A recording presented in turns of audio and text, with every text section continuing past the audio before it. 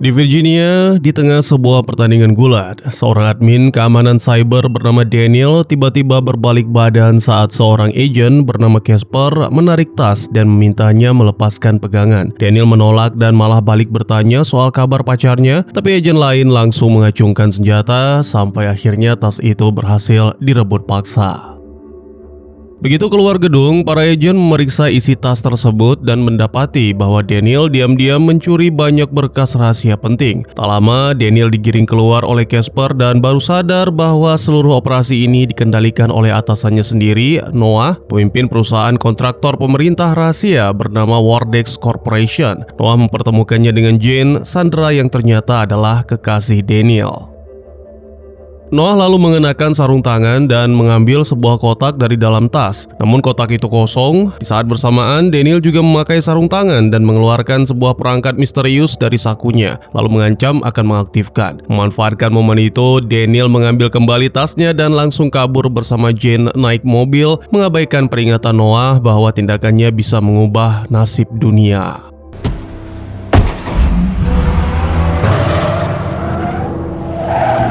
Setelah berhasil kabur, Daniel menelepon Hugo, pemimpin sekelompok mantan karyawan Wardex yang diam-diam berusaha membongkar semua rahasia perusahaan itu. Daniel meminta Hugo mengirim orang untuk mengambil tas curian tersebut sebab ia merasa tugasnya cuma mencuri berkas, bukan menjaganya. Namun Hugo malah memintanya melindungi berkas itu sampai satu orang lagi dalam tanda kutip terbangun. Begitu telepon ditutup, Daniel langsung menghancurkan ponselnya supaya tidak bisa dilacak. Danny! Satellite burner phones. Sementara itu di Wardex, Casper melapor ke Noah bahwa Hugo tidak masuk kerja dan mejanya sudah dikosongkan sepenuhnya. Ia juga menemukan fakta bahwa perangkat kedua raib dari ruang penyimpanan bawah tanah, sehingga yang tersisa cuma perangkat ketiga yang terkunci rapat di ruang pendingin. Di lain tempat, Jane dan Daniel akhirnya tiba di sebuah biara dan Daniel kaget bukan main melihat suster Maura memeluk Jane layaknya sudah lama saling kenal. Dari situ ia baru tahu kalau sang kekasih dulu pernah menjadi calon biarawati. Setelah luka-lukanya diobati, Jane pun menyempatkan diri bertanya empat mata soal sebenarnya yang sedang terjadi. Daniel yang awalnya ragu akhirnya buka suara, mengaku bahwa 8 tahun lalu ia sempat mendekam di penjara selama 19 bulan gara-gara kejahatan cyber. Dan begitu bebas, ia justru direkrut Wardex. Lebih lanjut dijelaskan bahwa selama 3 bulan terakhir, ia telah menemukan sebuah informasi penting yang seharusnya menjadi hak seluruh umat manusia untuk mengetahuinya. Keesokan paginya di Kansas, seorang presenter cantik bernama Margaret mengutarakan niatnya untuk pindah lagi kepada kekasihnya Jackson karena merasa belum menemukan tempat yang benar-benar cocok. Jackson sendiri sudah lelah terus berpindah-pindah, apalagi ia baru saja mendapat pekerjaan sebagai musisi di kota itu. Obrolan mereka tiba-tiba terhenti ketika seekor burung kardinal datang.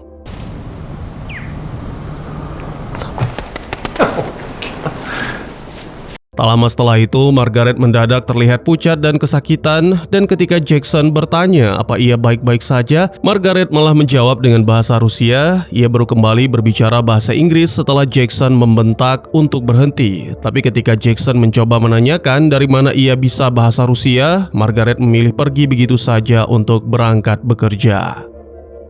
Dalam perjalanan menuju stasiun TV, ia dihentikan oleh seorang polisi dan begitu menatap mata sang polisi, Margaret tanpa sadar mulai menceritakan detail kejadian yang terjadi di meja makan keluarga polisi itu tadi pagi. Sang polisi begitu syok sampai akhirnya membiarkan Margaret pergi begitu saja.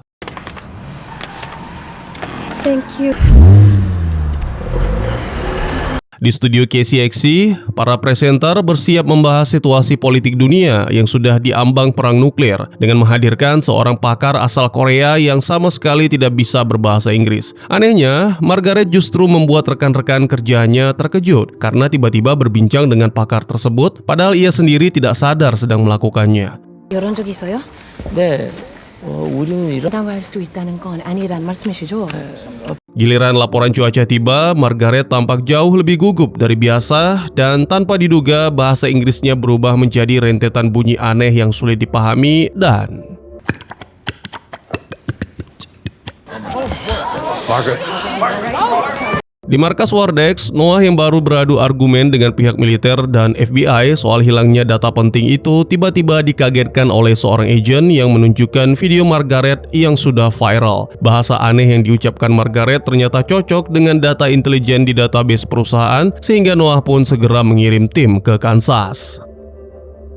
Beberapa waktu kemudian di rumah sakit, dokter melakukan serangkaian pemeriksaan pada Margaret sementara Jackson menunggu dengan cemas meski hasilnya justru menunjukkan kondisi Margaret sepenuhnya sehat. Ketika Margaret melihat beberapa pria mencurigakan di lorong rumah sakit, dokter meyakinkannya bahwa mereka adalah agen FBI, tapi begitu menatap mereka, Margaret justru yakin kalau mereka semua berbohong.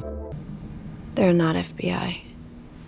Dokter kemudian menanyakan soal kejadian traumatis yang dialami Margaret saat berusia 10 tahun. Namun Margaret mengaku tidak mengingatnya sama sekali dan berpura-pura baik-baik saja. Mendengar hal itu, Jackson akhirnya buka suara bahwa Margaret kerap mimpi buruk soal kupu-kupu di sebuah rumah besar dan bahkan sering bernyanyi sendiri saat tidur. Begitu dokter keluar ruangan, Margaret kembali menatap para pria tadi dan kali ini ia bisa menangkap nama Daniel serta merasakan niat jahat mereka sehingga ia buru-buru meminta Jackson membantunya kabur. Hey, Mag. Can we talk? Can we just... Oh God, I'm so sorry. Hi. Dalam perjalanan pulang, Margaret menerima telepon dari Hugo yang mengaku sudah lama menantikan saat bisa berbicara dengannya. Hugo meyakinkan bahwa dirinya adalah kawan dan menawarkan perlindungan, tepat sebelum Margaret tiba-tiba menyebutkan sederet nomor telepon yang belakangan ia sadari adalah nomor Daniel. Hugo lantas menyuruhnya menghancurkan ponsel dan tidak pulang ke rumah, sambil meyakinkan bahwa kemampuan barunya itu akan menuntunnya ke tempat yang tepat. What are you doing? Kembali ke biara, Jane dan Daniel dijemput oleh Santiago dan sepanjang perjalanan mereka harus berulang kali bersembunyi setiap kali ada mobil Wardex melintas. Santiago akhirnya menurunkan mereka di sebuah rumah kosong di tengah lahan pertanian terpencil. Di sana, Daniel memperhatikan hewan-hewan di halaman belakang dan merasa bisa membaca emosi lewat tatapan mata mereka. Jane pun mendesak penjelasan lebih lanjut sehingga Daniel memutar sebagian rekaman curian di laptopnya. So I'm gonna show you. Rekaman itu mengungkap bahwa Wardex ternyata diam-diam menyembunyikan alien atas perintah pemerintah dan melakukan eksperimen terhadap mereka sejak tahun 1973. Eksperimen tersebut jelas menyiksa para alien dan rekaman-rekaman mengerikan semacam inilah yang selama ini dipakai Hugo untuk meyakinkan para mantan karyawan agar mau membantunya membongkar kebenaran ke seluruh dunia.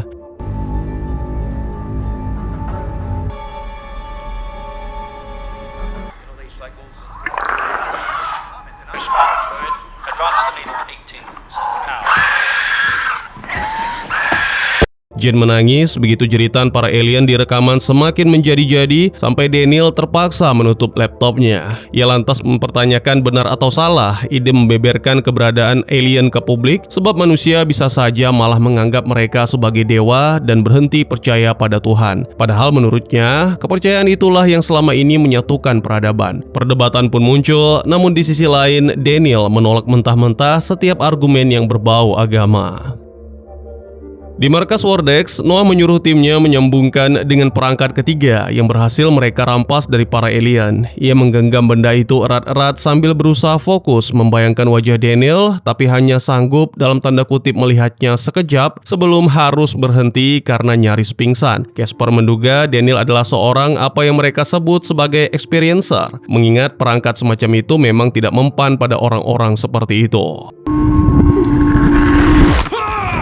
Noah pun mencoba lagi, kali ini membayangkan wajah Jane, dan ternyata perangkatnya berhasil bekerja hingga Jane mendadak merasa pusing luar biasa. Jane sempat melawan sensasi aneh itu, tapi pada akhirnya Noah berhasil menang dan membuktikan bahwa perangkat tersebut memungkinkannya mengendalikan tubuh Jane sepenuhnya.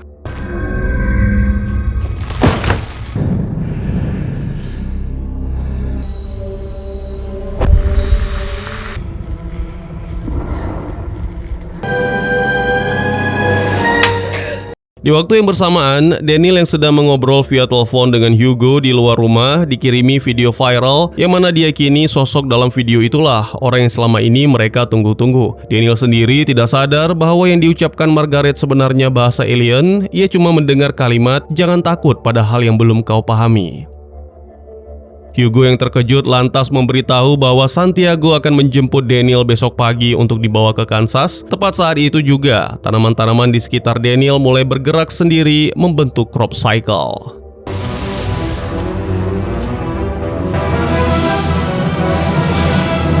Di dalam rumah, Noah kembali terhubung dengan pikiran Jane lewat tautan mereka dan mendesaknya memberitahu lokasi persembunyian sehingga Jane refleks menekan salibnya kuat-kuat ke tangannya sendiri agar tubuhnya terbangun. Sayangnya, Noah kembali muncul dan tetap memaksa Jane mengungkapkan lokasi. Meski Jane sendiri sebenarnya tidak tahu persis di mana ia berada, ia terpaksa menyebutkan biara serta jalan yang mereka lewati saat pergi dari sana. Penggunaan perangkat itu justru membuat kondisi Noah sendiri ikut memburuk sampai tim medis mulai khawatir, namun ia tetap memaksakan diri berbicara pada Jane, memperingatkan bahwa kebenaran soal alien akan mengguncang stabilitas dunia dan menyuruhnya menghentikan Daniel kalau sampai mencoba kabur lagi. Jane sempat menolak, tapi Noah memaksa tangannya meraih sebilah pisau. Keep going. Get away! Pull out the chopping knife.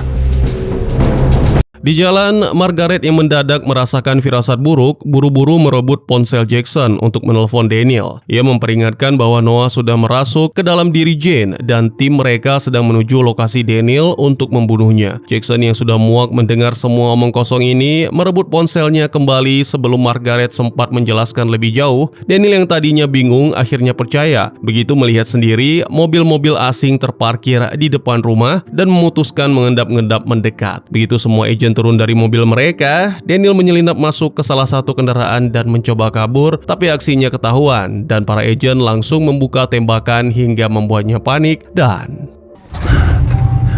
What am I doing? What am I doing?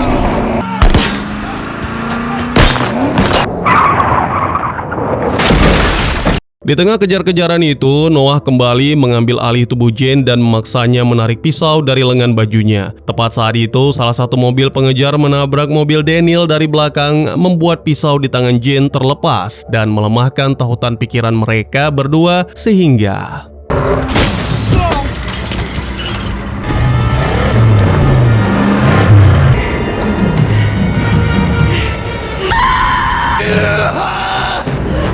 menyadari apa yang baru saja terjadi, Jane menangis, tapi Daniel meyakinkannya bahwa semua ini bukan salahnya, melainkan ulah Noah. Daniel kemudian membelokkan mobil ke jalan alternatif, namun apes, ia terpaksa menghentikan mobilnya tepat di ujung tebing.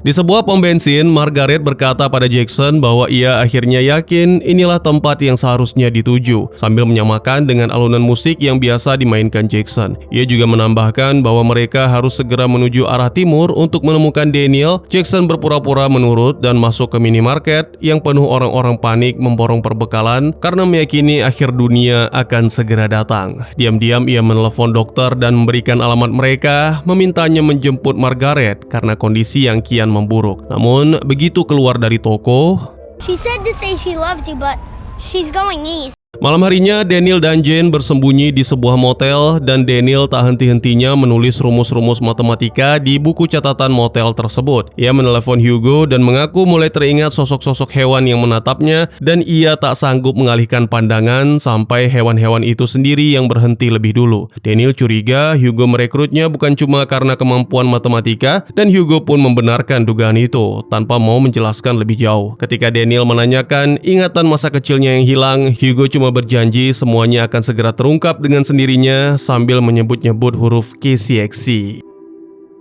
Setelahnya, Daniel menyembunyikan semua barang bukti di kamar yang namanya sama dengan nama motel itu, berjaga-jaga kalau Noah bertindak lagi. Lalu ketika Jane keluar dari kamar mandi, Daniel menunjukkan video viral tersebut padanya, tapi Jane mengaku hanya mendengar suara tak jelas. Daniel akhirnya menjelaskan bahwa di kepalanya suara itu justru terdengar seperti kode matematika, dan itulah yang selama ini ia tuliskan lewat rumus-rumus tadi. Sebelum tidur, Jane minta Daniel untuk mengikat tubuhnya ke ranjang karena merasa diri sendiri sudah tidak bisa dipercaya lagi. Di tengah malam, Noah kembali mengambil alih tubuh Jane dan meski terikat, Jane masih bisa menggerakkan kakinya sedikit.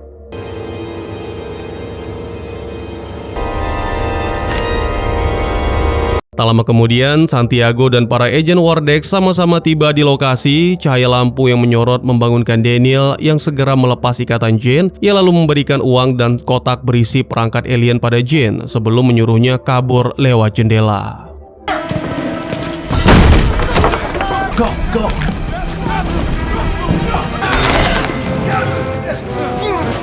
Keesokan paginya, Daniel sudah terikat di kursi sebuah laboratorium di pangkalan angkatan udara yang sudah tidak aktif di Missouri. Noah ingin tahu di mana perangkat itu disembunyikan dan siapa saja nama-nama yang membantu Hugo, sehingga ia menyiapkan suntikan serum kejujuran untuk Daniel. Beberapa waktu kemudian, Margaret pun tiba di pangkalan yang sama dan ketika seorang penjaga mencoba menghalangi, ia justru memakai kemampuannya untuk menyebutkan nama, ID, hingga kata sandi hari itu, sehingga diizinkan lewat.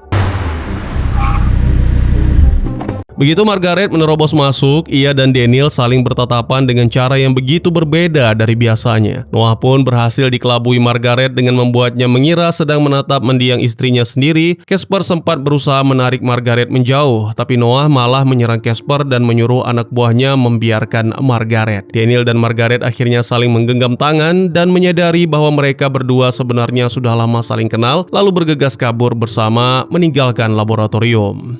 And now it's too late. But I loved you. Stop. Lisa, we...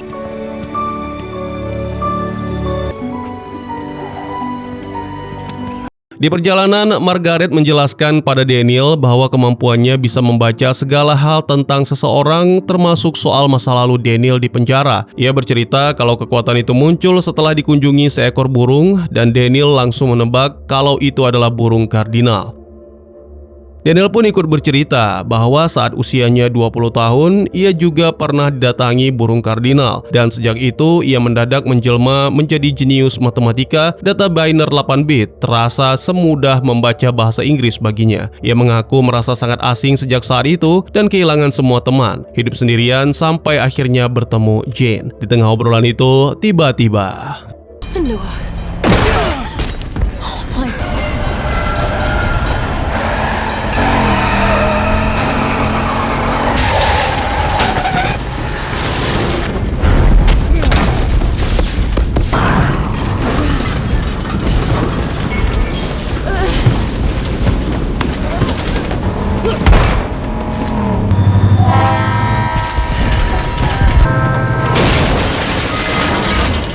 Setelah menyelinap masuk lewat atap kereta, Margaret tiba-tiba mengalami serangan panik sebab getaran tangannya sendiri mengingatkan pada penyakit Parkinson sang ayah. Daniel mencoba menjaganya tetap tenang dan sadar, menuntun tangan Margaret memegang alat musik senar yang ia temukan di dalam kereta.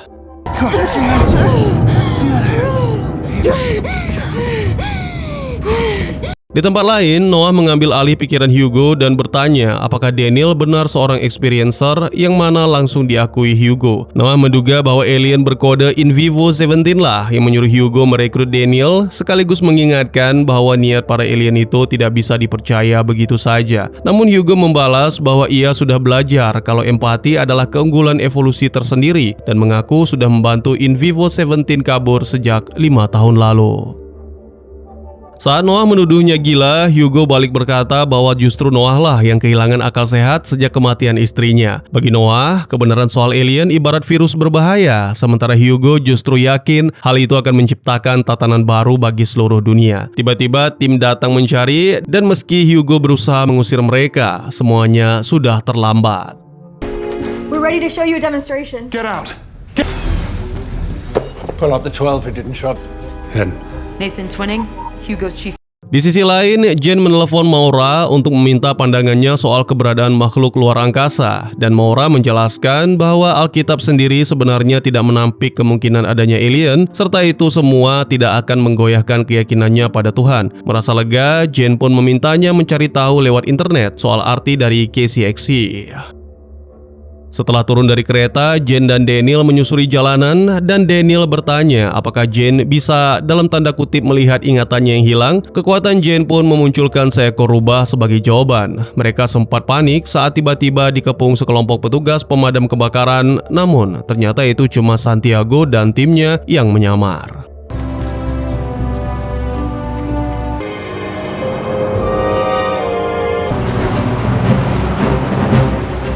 Di markas Hugo, Margaret terkejut mendapati replika rumah masa kecilnya berdiri di sana. Saat ia mulai panik, seorang perempuan menggenggam tangannya dan membuat tanda salib, tapi gagasan bahwa dirinya mungkin dianggap sebagai sosok dewa justru membuatnya semakin ketakutan. No.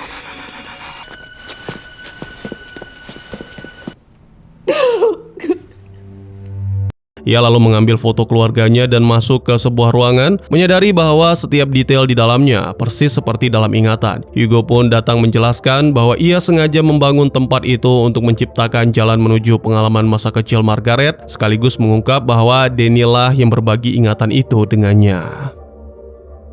Awalnya Margaret menolak keras untuk mengingat kembali hari traumatis itu, tapi Hugo berhasil meyakinkannya bahwa hal itu justru akan memberinya tujuan hidup dan pencerahan. Setelah tim menyambungkan mereka berdua ke mesin, Hugo mengeluarkan salah satu dari 3 perangkat alien dan meminta Daniel serta Margaret memegangnya bersamaan.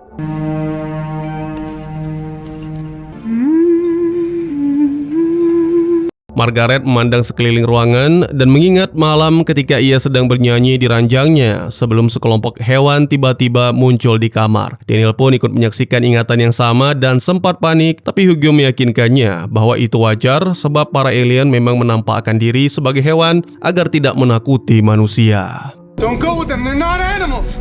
They're not animals! Ingatan itu memperlihatkan Margaret kecil mengikuti hewan-hewan tersebut masuk ke hutan hingga menemukan sebuah rumah yang kelak terus menghantui mimpinya sampai dewasa. Begitu masuk ke dalam, ia ditempatkan di, kita sebut saja, meja yang sama dengan Daniel kecil yang saat itu sedang mengalami serangan panik. Dan Margaret kecil pun menggenggam tangannya untuk menenangkan, gestur yang kini mereka ulangi persis sambil mengenang semuanya.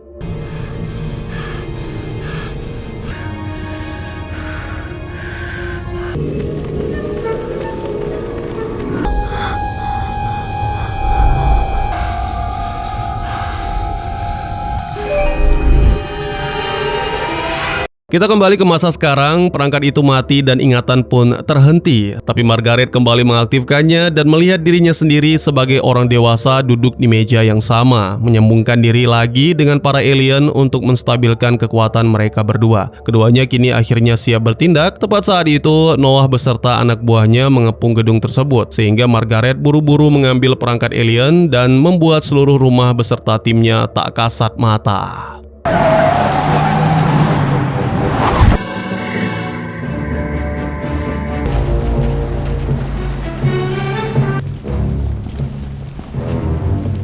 Begitu para musuh membobol masuk, mereka memakai alat pemindai untuk memastikan memang ada orang di dalam sana. Margaret pun menyuruh timnya berlari lewat pintu belakang, membuat Noah mengarahkan anak buahnya mengikuti suara langkah kaki dan cipratan air. Namun saat para agen berlari mendahului, mereka justru menabrak rumah itu sendiri karena tidak bisa melihatnya. Sambil berusaha mempertahankan kendali atas perangkat itu, seluruh kelompok naik ke atas mobil pemadam kebakaran dan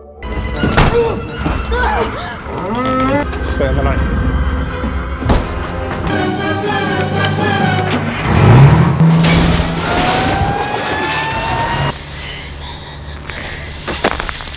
tak lama kemudian, seluruh tim tiba di studio KCXC. Dengan kekuatannya, Margaret berhasil membujuk bosnya untuk mengizinkan siaran khusus dan seluruh kru pun akhirnya ikut turun tangan membantu. Daniel mulai mengunggah semua rekaman dari drive, sementara di tempat lain, Hugo tampak menyambut sebuah truk berisi dalam tanda kutip kiriman misterius.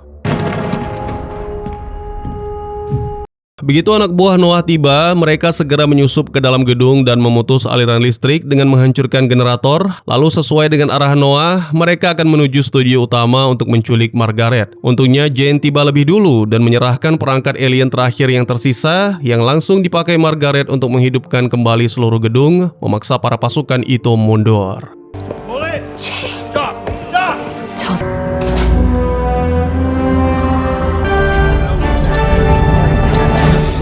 Siaran pun akhirnya dimulai dan Margaret mengumumkan bahwa hari itu adalah Disclosure Day atau hari pengungkapan. Ia menjelaskan apa saja yang selama puluhan tahun dilakukan pemerintah terhadap para alien. Lalu Daniel memutar seluruh rekaman buktinya karena tersambung lewat satelit. Stasiun-stasiun TV di seluruh negeri ikut memastikan keasliannya dan bahkan menghentikan siaran mereka sendiri demi ikut menayangkan rekaman tersebut.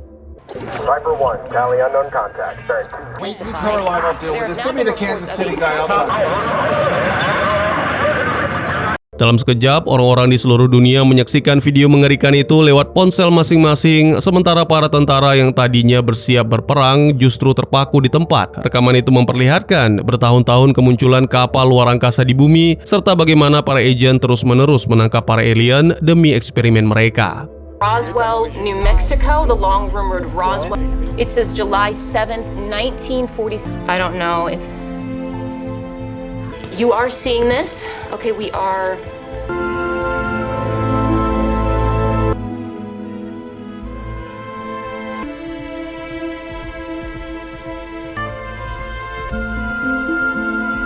Orang-orang menangis begitu video terakhir selesai diputar, tapi siaran itu ternyata belum berakhir. Hugo membawa kiriman misteriusnya ke depan kamera yang ternyata adalah alien yang ia bantu kabur 5 tahun lalu. Alien itu menyentuh bau Margaret dan Daniel lalu membisikkan sesuatu ke telinga Daniel. Daniel pun menerjemahkannya untuk Margaret yang kemudian melangkah maju ke kamera untuk membagikan pesan tersebut kepada seluruh dunia berbunyi, Listen. Dan tamat. Steven Spielberg's Disclosure Day kelihatannya selesai begitu Daniel dan Margaret berhasil menyiarkan bukti alien ke seluruh dunia. Tapi film ini nyimpen satu misteri besar yang sengaja nggak pernah dijawab dan itu bikin penonton di seluruh dunia masih ributin sampai sekarang. Setelah kabur dari kejaran Wardex sepanjang film, Daniel dan Margaret akhirnya merebut studio KCXC dan menyiarkan puluhan tahun rekaman rahasia soal kontak alien ke seluruh negeri. Tapi twist sebenarnya baru datang setelahnya. Hugo menghadirkan alien hidup berkode Invivo 17, makhluk yang ia bantu kabur bertahun-tahun lalu, langsung ke depan kamera. Alien itu membisikkan sesuatu ke telinga Daniel dalam bahasa Biner 8-bit yang cuma bisa ia pahami. Daniel menerjemahkannya untuk Margaret dan Margaret cuma mengucapkan satu kata ke miliaran orang yang menonton, listen. Layar langsung jadi gelap. Dan ini bagian paling bikin gregetan. Filmnya nggak pernah kasih tahu isi pesan itu sebenarnya apa, dan ini bukan plot hole, tapi disengaja. Josh O'Connor, pemeran Daniel, ngaku kalau dia sebenarnya tahu persis terjemahannya, tapi nolak buat bocorin. Jadi ambiguitas ini murni pilihan kreatif, bukan sesuatu yang kelupaan dijelasin.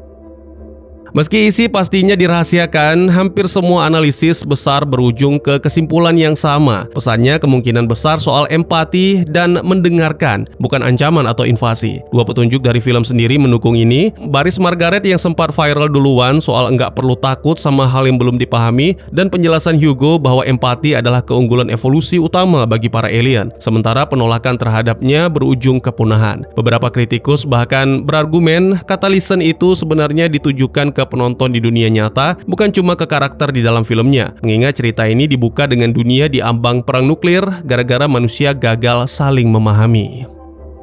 Ada satu pertanyaan besar lain yang juga sengaja dibiarkan menggantung, kenapa cuma Daniel dan Margaret yang dipilih alien sejak kecil? Hugo sempat bilang di awal film kalau cuma ada mereka berdua yang punya kemampuan ini, bukan populasi luas orang yang pernah mengalami kontak dengan alien, dan filmnya nggak pernah menjelaskan kriteria pemilihan itu. Kombinasi pertanyaan ini plus pesan yang sengaja digantung bikin banyak orang menduga ini bibit sequel meski belum ada pengumuman resmi dari studio.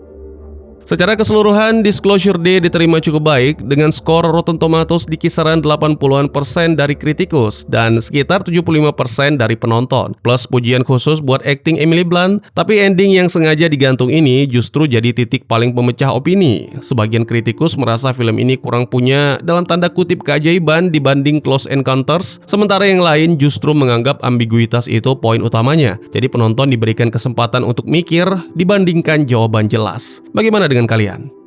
Mungkin segitu saja teman-teman, terima kasih buat yang sudah menyaksikan. Silahkan memberikan komentar, bertanya, ataupun merequest kira-kira film apa yang menarik untuk dibahas. Bisa lewat kolom komentar, atau buat yang malu-malu bisa via DM ke Instagram saya di @tegugusto. Insya Allah pasti akan dibaca. Mari kita jadikan kolom komentar sebagai sarana penambah wawasan dan menciptakan jalinan persaudaraan, bukan malah menjadikannya sebagai tempat pembulian sehingga menciptakan permusuhan.